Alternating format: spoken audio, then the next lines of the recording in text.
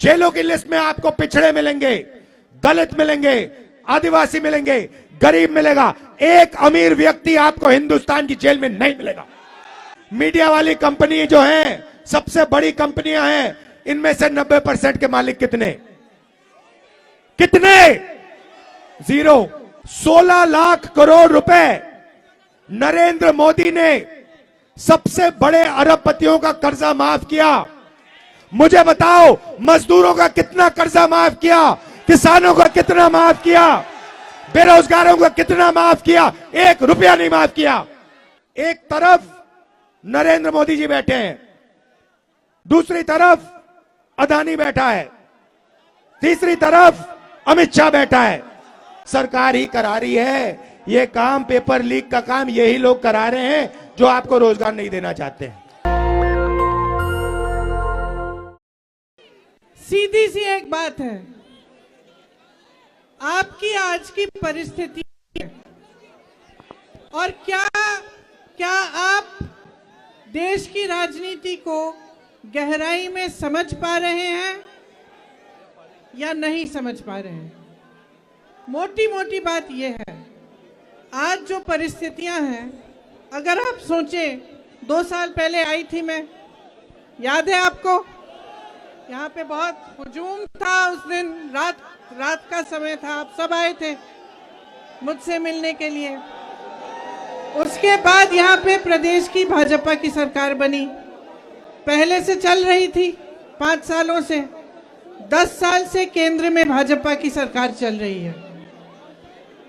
अब आप जब सरकार को देखते हैं कि 10 सालों से चल रही है और मीडिया के मेरे भाई बहन जो दिखाते हैं, तो आप देखते हैं कि कितने बड़े बड़े इवेंट हो रहे हैं। G20 हुआ कि नहीं हुआ? सबने कहा देश का मान सम्मान बढ़ रहा है इससे, और तरह तरह के इवेंट होते रहते हैं जिससे कहते हैं कि देश का मान सम्मान जुड़ रहा है और बन रहा है। ठीक है, हम भी देशवासी हैं, हम भी खुश होते हैं जब भी ऐसा कुछ होता है, लेकिन मैं पूछना चाहती हूँ, क्या देश का मान सम्मान, यहाँ जो खड़े नौजवान बच्चे हैं, जो हमारे पुलिस वाले यहाँ तैनात हैं, जो स्टूडेंट्स हैं, इनसे नहीं जुड़ा है? क्या देश का मान सम्मान आपकी महत्वाकांक्षाओं से, उम्मीदों से नहीं जुड़ा है? आपको रोजगार नहीं मिलना चाहिए? जब आपका मान सम्मान बढ़ेगा तभी देश का मान सम्मान बढ़ेगा। आप चाहे अग्निवीर को देखिए, इतने सारे बच्चे गांव-गांव में यूपी में वर्जिश करते हैं, तैयारी करते हैं सेना के लिए। जब एक जमाने में एक ऐसी सरकार थी जो आपकी महत्वाकांक्षाओं को, आपकी आशाओं को, आपकी उम्मीदों को आगे बढ़ाती थी, तब आपको सेना के जरिए रोजगार मिलता था। आज क्या हुआ है? अग्निवीर ले आए ना, वहां पे आपको रोजगार मिल रहा है।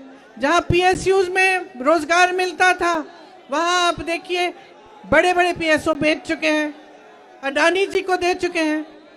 तो जो गरीब तबका है, जो आम जनता है, उसका क्या फायदा हो रहा है? गहराई में ये सवाल आप समझो और पूछो। देखो, नौजवानों के लिए रोजगार नहीं है, किसान तब भी सड़क पे बैठा था, आज भी सड़क पे बैठा है। गन्ने का जो खरीद का दाम है, वो पिछले 8 सालों में 55 रुपए बढ़ा है, बस 55 रुपए। और आप बताओ, आप जब दुकान जाते हो सब्जी खरीदने, फल खरीदने, कुछ बनाना है घर पे, तो क्या होता है? आपको मिलता है? दाम कितने महंगे हो गए हैं, चाहे सरसों का तेल हो, चाहे गैस हो, चाहे सब्जी, टमाटर, आलू, कुछ भी हो। लेकिन जब आपकी बारी आती है तो आपका फायदा नहीं होता। चुनाव आने लगता है तो आपके लिए कह देते हैं लो एक बोरा राशन ले लो। तो जब तक आप गहराई में ये बात समझेंगे नहीं कि सरकार का कर्तव्य आपके लिए काम करने का कर्तव्य है, आपको रोजगार दिलवाने का, आपको मजबूत बनाने का, आपको शिक्षा के मौके दिलवाने का, जब तक आप इस बात को समझेंगे नहीं तब तक बदलाव नहीं आने वाला। तो मैं सिर्फ आपसे ही कहना चाहती हूं कि अपनी भलाई देखो, अपने जीवन में आपका क्या अनुभव है उसको समझो और गहराई से समझो कि आज की राजनीति आपको गुमराह कर रही है। अब भैया बोलेंगे, ज्यादा लंबा नहीं बोलना चाहती मैं, लेकिन मैं आपसे ये उम्मीद जरूर रखती हूँ कि आप सोच समझ के आगे चलेंगे, अपने भविष्य के लिए अपना वोट देंगे। 1 साल पहले हमने यात्रा शुरू की कन्याकुमारी से कश्मीर तक, क्योंकि देश में बीजेपी के लोग एक धर्म को दूसरे धर्म से लड़ाने का काम कर रहे हैं और लोगों को धमकाने का, डराने का काम कर रहे हैं, नफरत फैलाने का काम कर रहे हैं।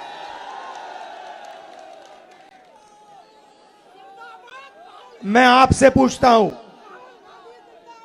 अगर परिवार में लड़ाई होती है, भाई ठहर जाओ, अगर परिवार में लड़ाई होती है, एक भाई दूसरे भाई को मारता है, तो वो परिवार मजबूत होता है, कमजोर होता है? कमजोर होता है। तो अगर देश को कोई कमजोर करता है तो देशभक्त का काम क्या होता है? देश को बचाना, नफरत को मिटाना, डर को मिटाना, हिंसा को मिटाना। यही लक्ष्य भारत जोड़ो यात्रा का था।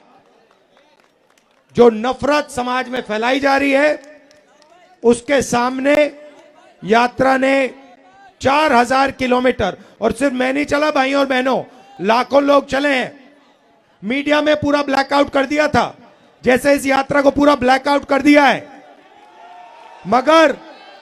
मगर देश के दिल के अंदर, आत्मा के अंदर, डीएनए के अंदर यात्रा का मैसेज गया,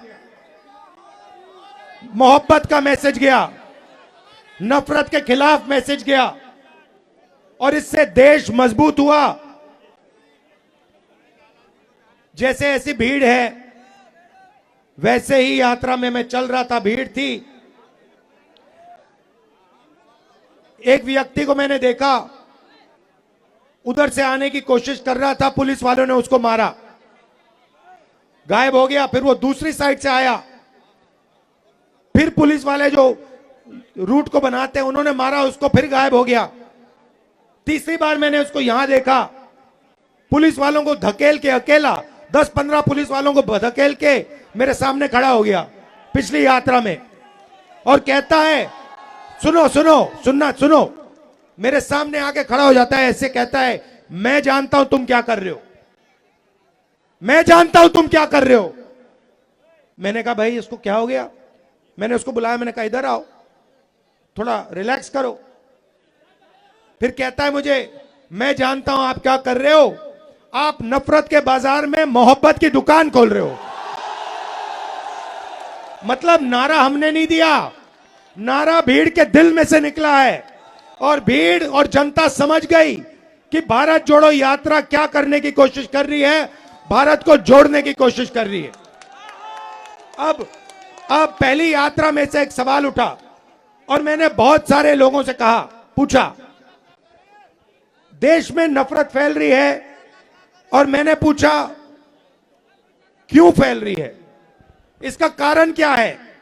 और मैंने ये सवाल हजारों लोगों से पूछा होगा, भाई नफरत फैलाई जा रही है, हिंसा फैलाई जा रही है, इसका कारण क्या है?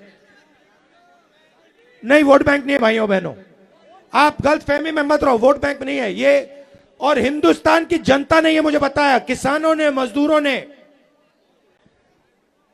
राहुल जी, हिंसा और नफरत का कारण अन्याय है। हिंदुस्तान के सब गरीब लोगों के साथ 24 घंटा इस देश में अन्याय होता है। किसान के खिलाफ अन्याय होता है, छोटे दुकानदार के खिलाफ अन्याय होता है, युवाओं के खिलाफ अन्याय होता है, सड़कों पे माताओं बहनों के खिलाफ अन्याय होता है। हिंसा का कारण, नफरत का कारण अन्याय है। इसीलिए हमने दूसरी भारत जोड़ो यात्रा में भारत जोड़ो न्याय यात्रा शब्द जोड़ दिया। क्योंकि अब ये दूसरी यात्रा भारत को जोड़ने का काम कर रही है, मगर ये दूसरी यात्रा अन्याय के खिलाफ लड़ रही है और न्याय को जनता के सामने लाने की कोशिश कर रही है। अब मैं आपसे एक सवाल पूछना चाहता हूं। यहां पे शांत हो जाएं थोड़ा। यहां पे बहुत सारे लोग हैं। यहां पे हिंदुस्तान में पिछड़े लोगों की कितनी आबादी है?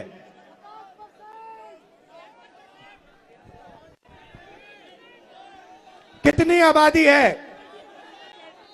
कितनी है? पिछड़ों की 50% आबादी है। ठीक है, ठीक है। दलितों की कितनी आबादी है? 5% नहीं भाई, 15%। सब माइनॉरिटी को मिला दो, सिख, मुसलमान, क्रिश्चियन, जैन, सबको मिला दो। इनकी कितनी आबादी है?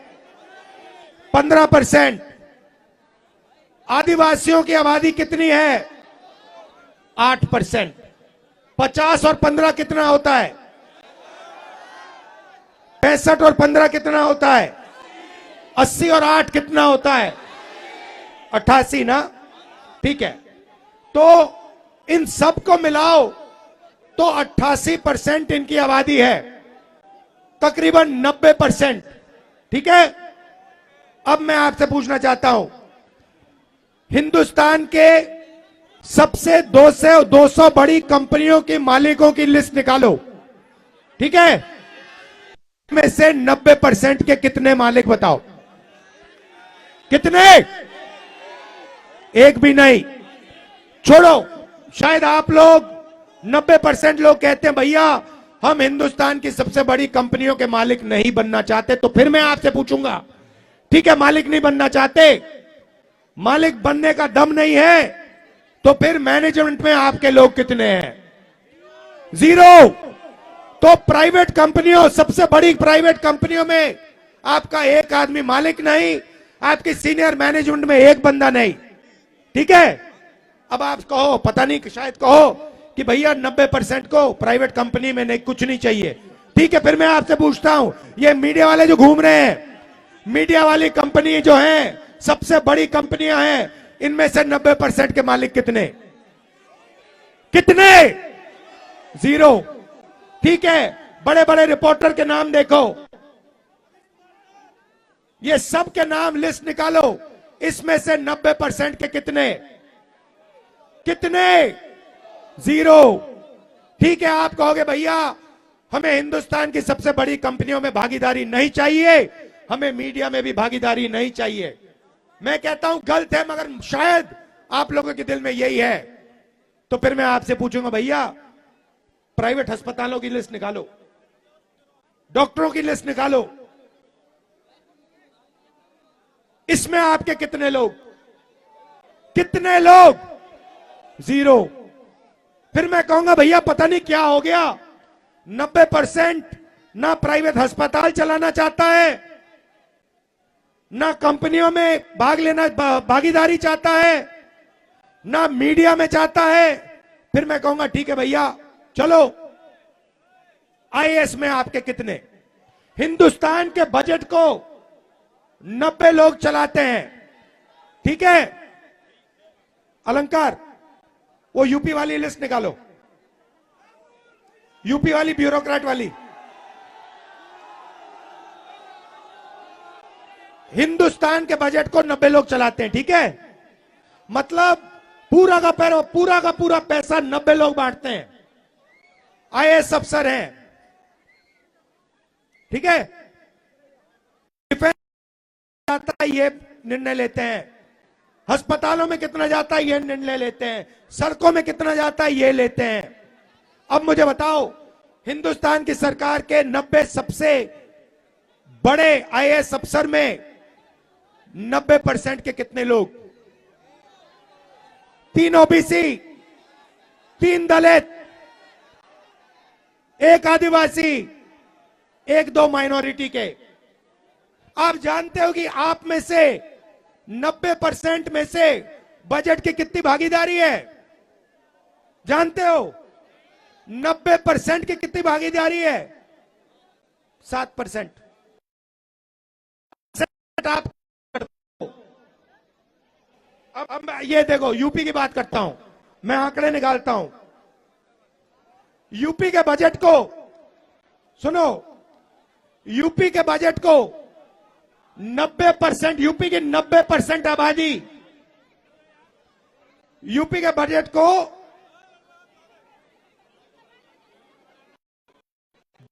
अफसर कंट्रोल करते हैं, ठीक है? 62।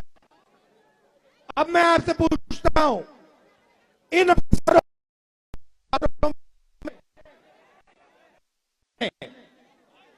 यूपी में बताओ, मैं आपको बताता हूं भाइयों, मैं बताता हूं, ओबीसी की भागीदारी यूपी के बजट में कम से कम आपकी भागीदारी 4%, 4%, ठीक है?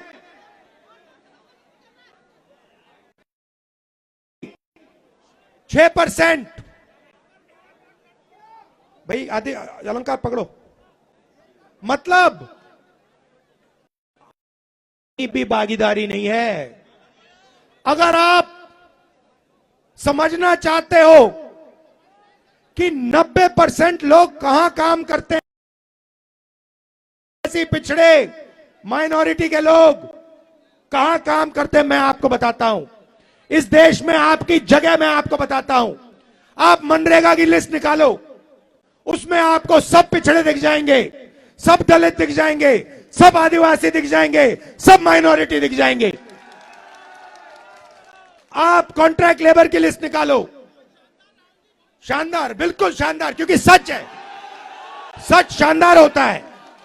आप कॉन्ट्रैक्ट लेबर की लिस्ट निकालो, आप सफाई कर्मचारियों की लिस्ट निकालो, आप कॉन्ट्रैक्ट लेबर की लिस्ट निकालो, उसको देखो, उसमें आपको मिलेंगे दलित मिलेंगे, आदिवासी मिलेंगे, माइनॉरिटी मिलेंगे, पिछड़े मिलेंगे। यह सच्चाई है हिंदुस्तान की। बहुत बहुत धन्यवाद, क्योंकि मैं सच बोलता हूं। अच्छा, जेलों की लिस्ट निकालो।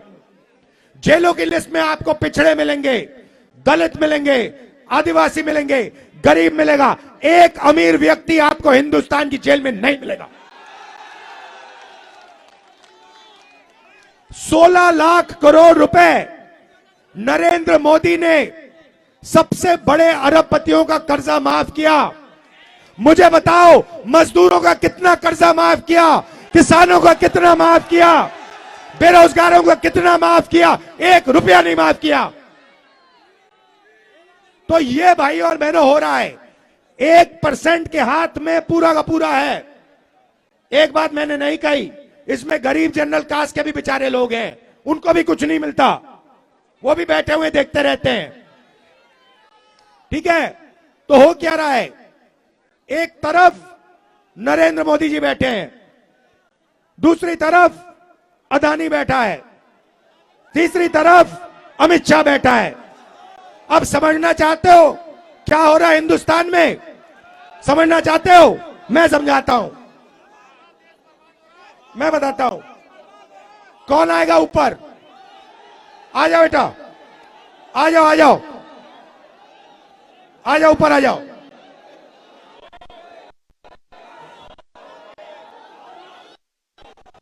हिंदुस्तान सरकार का पूरा काम आपको 1 मिनट में समझाने जा रहा हूं।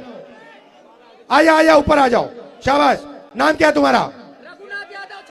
रघुनाथ यादव जी, इधर आओ, खड़े हो, खड़े हो जाओ, खड़े हो जाओ सामने। ये देखो, रघुनाथ यादव जी हैं, ये ओबीसी हैं, पिछड़े वर्ग के हैं। यादव जी, अब देखिए, यादव जी उधर, यादव जी उधर देखिए, ये देखो, ये क्या हो रहा है? किसी का जेब काटना चाहते हो तो सबसे पहले उसको इधर दिखाओ, उधर दिखाओ, ऊपर दिखाओ, नीचे दिखाओ। ये जो मैंने अभी याद किया, हम नरेंद्र कर, उधर देखो, उधर देखो, ऊपर देखो, थाली बजाओ, फोन की लाइट जलाओ, ये मोदी जी कर रहे हैं। ठीक है भैया, अब एक और आदमी आओ, ऊपर आ जाओ। ठीक है ठीक है, अब ये देखो, ये अब इनकी जेब काटेगा। ठीक है भैया, यादव जी आप उधर देखो, भैया आप इसके जेब में हाथ डालो, जेब में, ये देखो, ये जेब काट रहा है, इसका नाम अदानी। भैया तीसरा आ जाओ ऊपर। अच्छा भैया, इसको एक डंडा दो, इसको एक डंडा दो, ये डंडा दो, डंडा हटाओ और ये डंडा दिया। अच्छा, डंडे को हाथ में उठा। ये हमें, ये मोदी जी, अदानी जी, अमित शाह जी, ये सीबीआई, ईडी, इनकम टैक्स, ये उसका डंडा है। अगर किसी ने करने की कोशिश की तो अच्छा डंडा मारे। अदानी जी लगे हुए, दो चश्मे पहने, ये पैसा छीना जा रहा है, पेट्रोल से पैसा छीना जा रहा है, बिना रोजगार नहीं दिया जा रहा, ये काम हो रहा है। भाई और बहनों, आपने हमारी मदद की, गलत तो नहीं किया मैंने, अगर कुछ गलत लगा आपको तो माफी मांगता हूं, मैं बस दिखाना चाह रहा था। आपका बहुत बहुत धन्यवाद, नमस्कार। आ जाइए, यहां बैठ जाइए, यहां बैठ जाइए। सर मैं छत्तीसगढ़ से हूं। उधर देखो भाई, भारत जोड़ो। धन्यवाद भैया, बहुत अच्छा लगा आपसे मिलकर। जय जोहार, जय छत्तीसगढ़। जय जोहार। वो ले लेगा आपको भैया, हाँ शाबाश। We don't do question. ध्यान से, मैं गिर मत जाना। Thank you. तो ये मैंने आपको दिखाया हिंदुस्तान का सिस्टम। हिंदुस्तान के गरीब लोग, पिछड़े लोग, दलित लोग, आदिवासी लोग, माइनॉरिटी के लोग, उनका जेब काटा जा रहा है।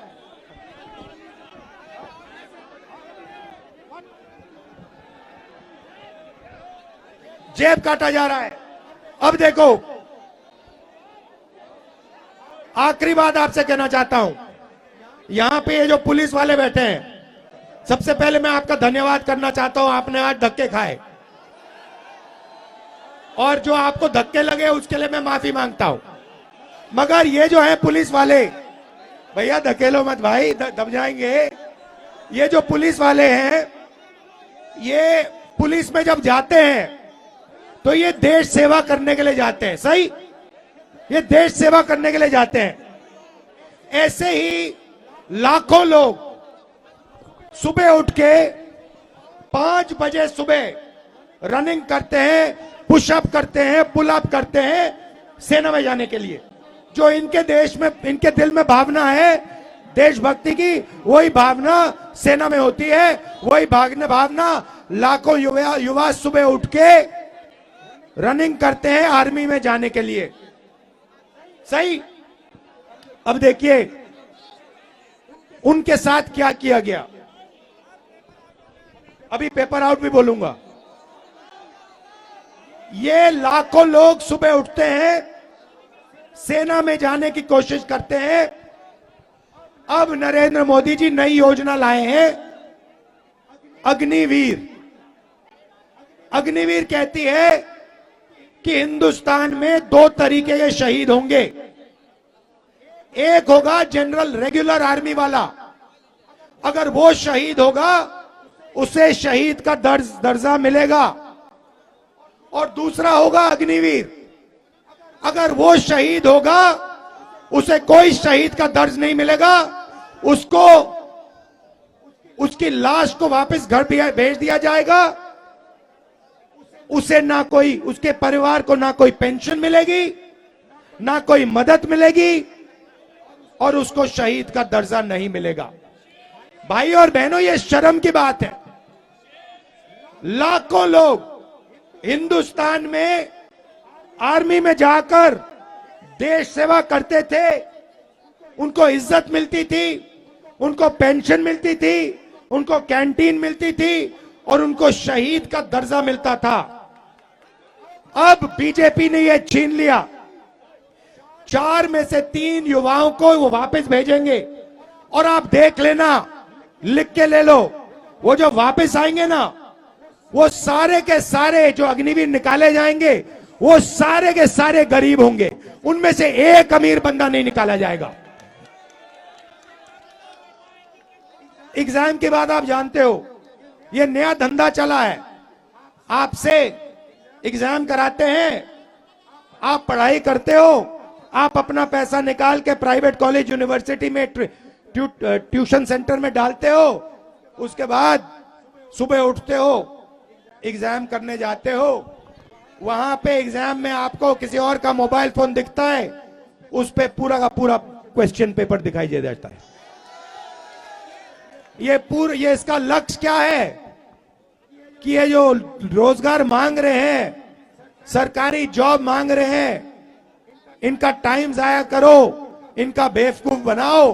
भाई और बहनों, ये काम सरकार ही करा रही है, ये काम पेपर लीक का काम यही लोग करा रहे हैं जो आपको रोजगार नहीं देना चाहते हैं। ये सच्चाई है।